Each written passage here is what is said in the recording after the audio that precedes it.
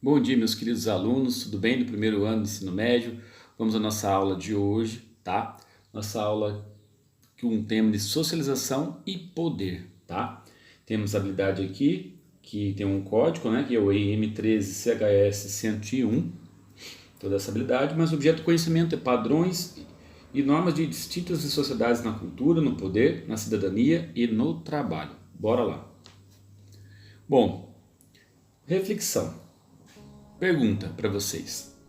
Quais são os outros espaços de aprendizagem além da nossa família?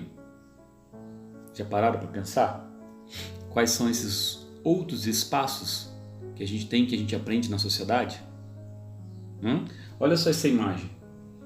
Aqui tem uma criança, né? E os parentes aqui, parents, né? Em inglês significa pais. TV, School e Religion, e em cima está escrito Socialization, né? Ou seja, a socialização se dá aqui a partir do quê? A partir da família, através dos seus pais, a relação com seus pais, com seus parentes, né? Depois, tudo que você vê na TV, né? Assiste, você está absorvendo, ainda mais quando criança, né? Os programas que estão vendo, então isso faz parte também desse processo de socialização, né? Ainda mais na fase da infância, que é a socialização primária, tá? Escola, né? Tanto quando você entra no ciclo 1, ciclo 2, ensino fundamental e médio, né? Agora vocês no médio, então isso também faz parte desse processo de socialização, porque novas amizades, novas pessoas, nova escola, novos professores que vão ajudar você a construir essa identidade social de vocês, né? E a religião também cada um segue, mas não só isso que a gente tem, mas outras coisas, né? A rua também é um espaço de socialização, as amizades são um espaço também de você interagir socialmente e outras coisas mais, né? Então, além da família. E nesse processo de socialização, né?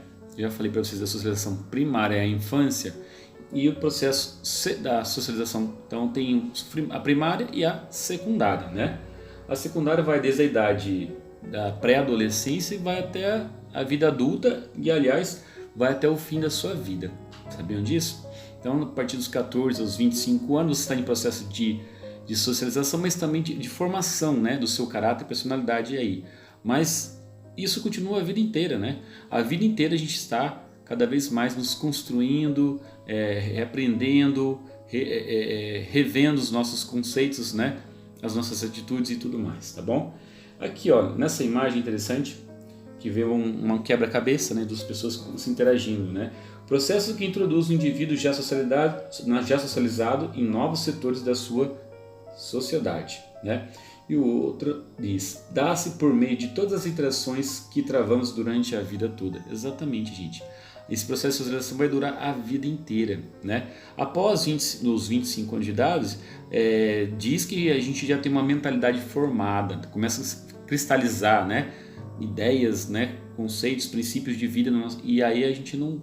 Difícil de mudar, não que não muda, pode até mudar, mas é bem mais difícil, né? Então, é isso. Olha só a questão da escola, né? A escola como um espaço social, né? De integração social, um lugar social.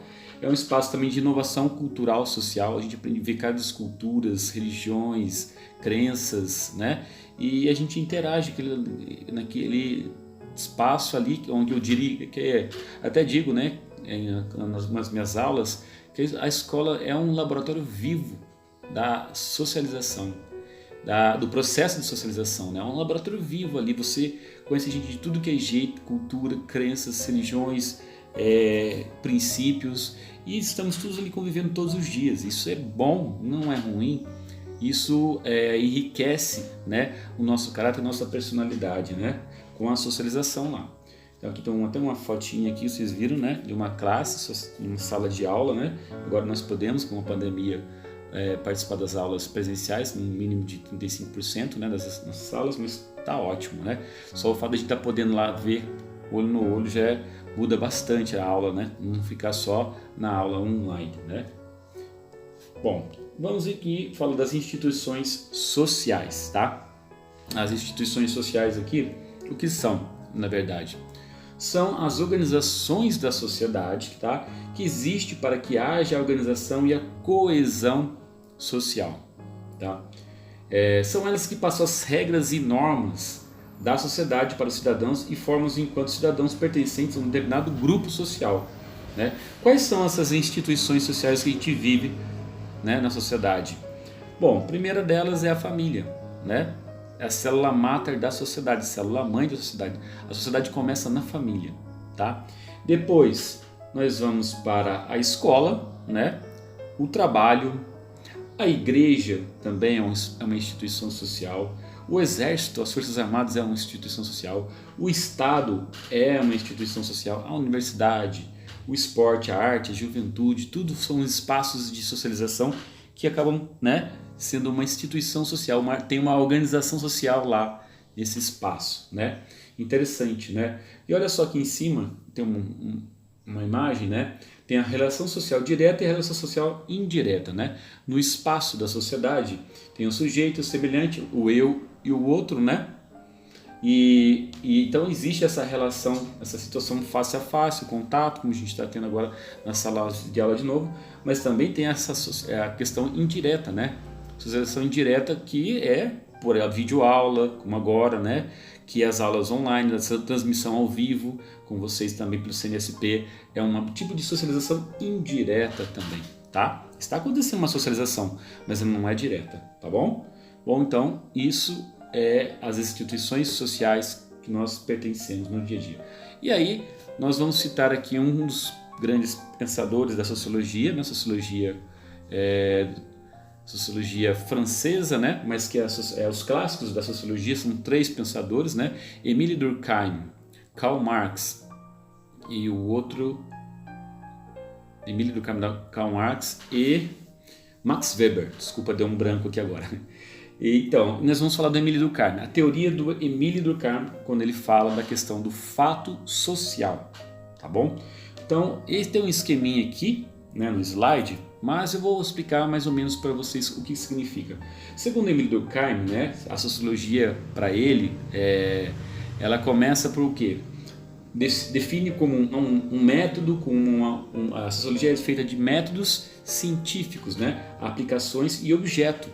Né, tem um objeto de estudo, né, que ele chama de fato social. O que é o fato social? O fato social, pessoal, não é um evento social que você tem na sociedade, como uma festa, um teatro, um show, enfim, não é isso. Para Émile Durkheim, fato social tem a ver com o que acontece na sociedade como um todo. Então, a característica do fato social é três características, na verdade. Primeira, é a generalidade, ou seja, o fato social está na sociedade como um todo, acontece na sociedade como um todo. Por exemplo, falando das instituições sociais, na escola tem em todos os países do mundo inteiro, tá? Igreja tem em todos os países do mundo inteiro, né? E assim vai, vice-versa, né?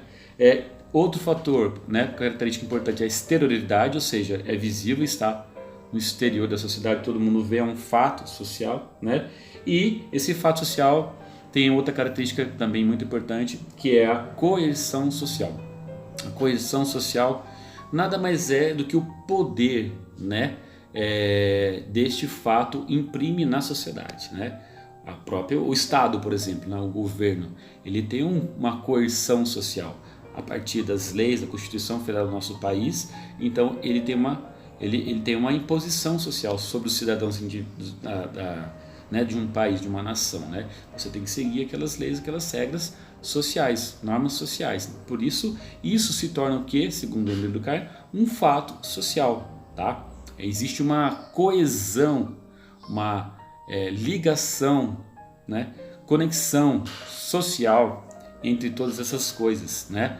Temos as instituições sociais, mas existe uma conexão entre eles. A igreja, com o Estado, com a escola, com a universidade, com o trabalho, né?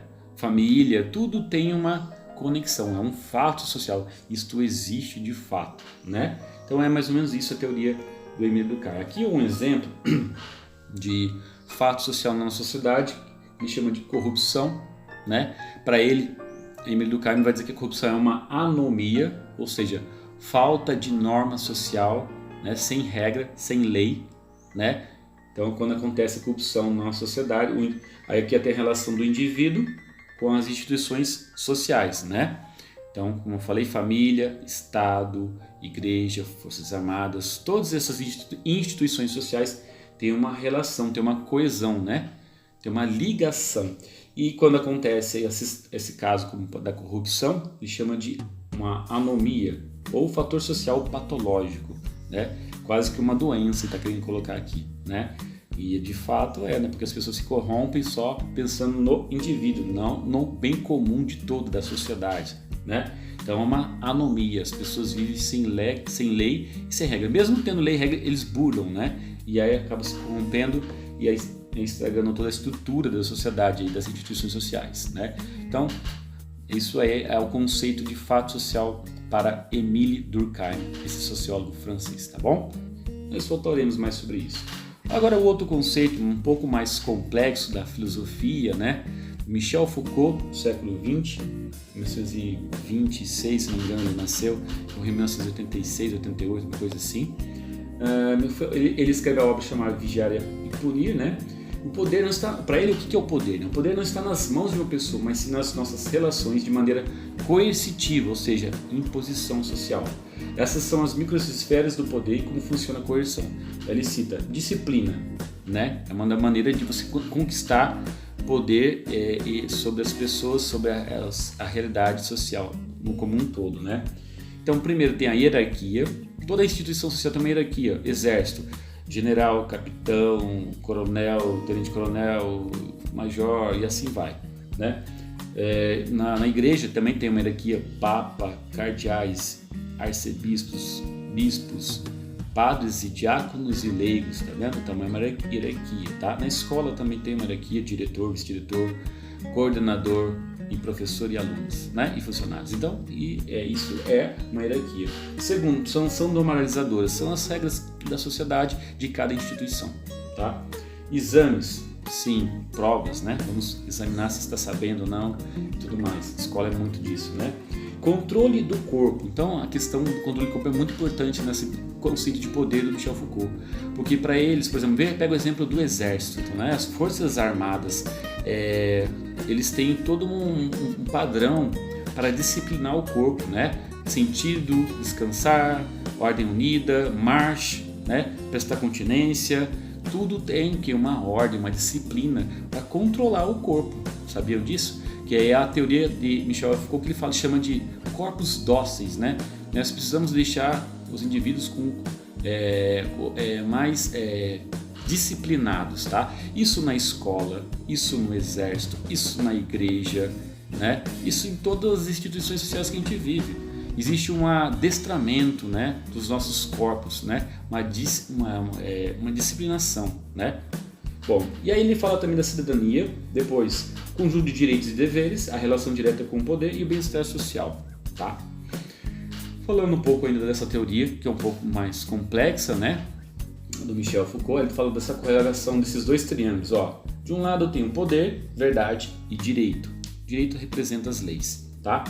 Do outro lado eu tenho o Estado como primeiro setor na sociedade, o governo, né? O mercado como segundo setor e o terceiro setor é a sociedade civil, né? Então em cada ponto ali o poder é do Estado, né? A verdade está no mercado, a economia, e o direito, as leis para a sociedade civil, o terceiro setor para eles seguirem, ou seja, obedeça às leis, né, da sociedade civil, tá? É uma correlação aí dessa ideia de poder do Michel